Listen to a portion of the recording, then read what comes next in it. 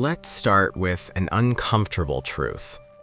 If someone truly loves you, they will never ask you for money. At least not at the beginning. First, they ask for your time, your attention, your trust. And once they have that, the money walks in on its own.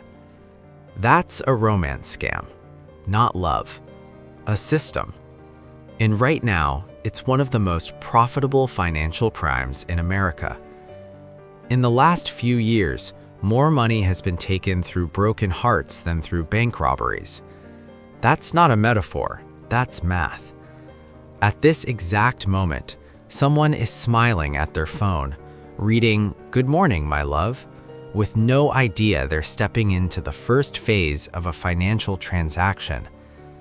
This matters now because romance scams are no longer rare crimes, they're mainstream. Dating apps, Instagram, Facebook, LinkedIn. Wherever people connect, this scam follows. And here's the uncomfortable part.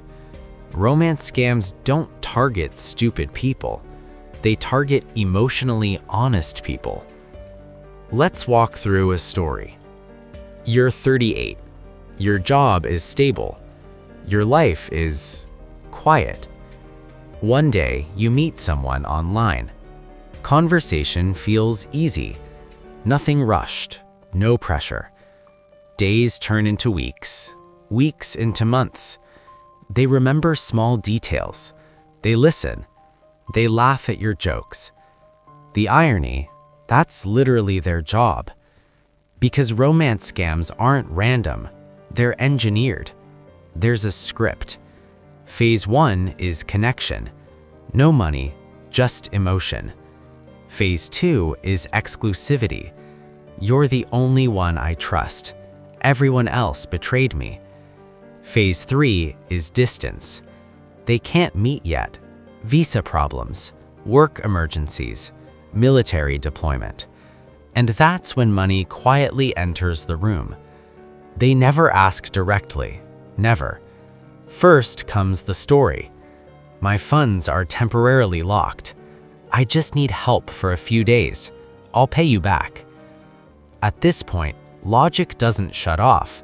It was already turned off earlier. Because now the decision isn't financial, it's relational. Now let's talk about the uncomfortable math. In the US, romance scams cause higher losses per victim than almost any other scam. Why?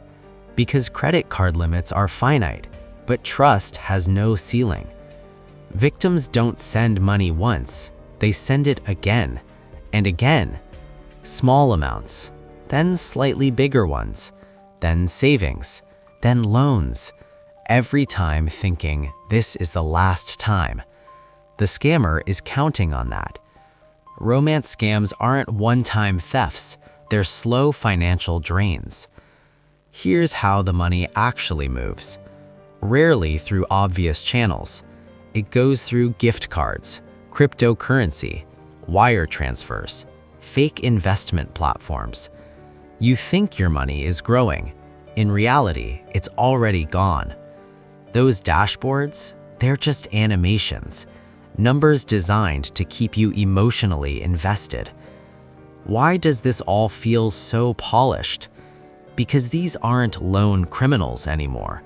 They're organized operations, scripts, training manuals, performance targets. Some romance centers even have specialists. Their job isn't flirting, it's monetizing trust. Here's the quiet irony. Sometimes the scammer gets emotionally attached too, but the system doesn't care.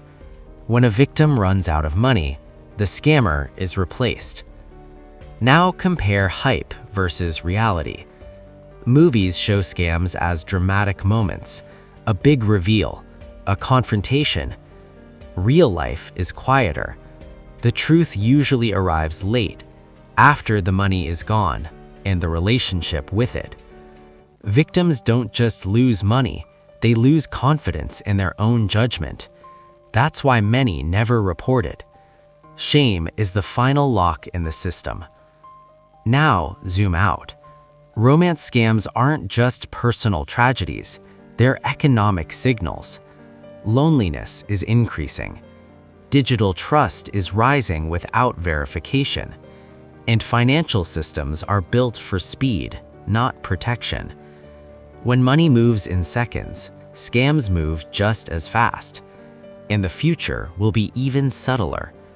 AI faces, AI voices, perfect emotional mirroring. So the real question isn't whether someone online will pretend to love you. The real question is, in a digital world, will we still be able to fall in love without wondering if we're in a relationship or a payment funnel? Because as money becomes more digital, love is quietly turning into a transaction. And that might be the most dangerous scam of all.